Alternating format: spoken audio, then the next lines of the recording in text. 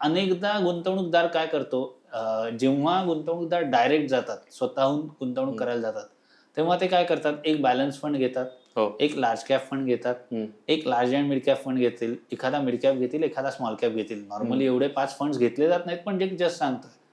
आता जे hybrid fund घेतात तिथे ओव्हरलॅप सुरू होतो. कसा? एखादी सॅलरीड व्यक्ती आहे, त्याची एक कुटुंब घेऊयात, की एक साधारण 40च्या आसपासचे सदगृहस्थ आहेत आणि त्यांनी स्वतःहून म्युच्युअल फंडामध्ये गुंतवणूक करायचं ठरवलं डायरेक्ट प्लॅन अंडर.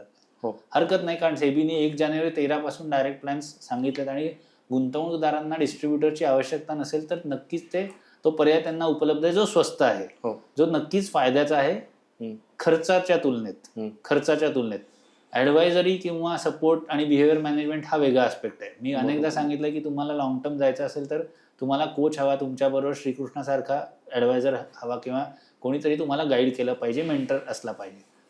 आता इथे लक्षात घे, त्या व्यक्तीच्या आई वडिलांचे कुठेतरी पैसे सिनियर सिटीजन सेव्हिंग स्कीम मध्ये आहेत, त्यांच्या एफडीज आहेत, ह्या व्यक्तीच्या स्वतःच्या कुठेतरी बँकेत एफडीज आहेत, त्याचं स्वतःचं पीपीएफ अकाउंट चालू आहेत, ईपीएफओ मध्ये त्याचा पैसा जात आहे.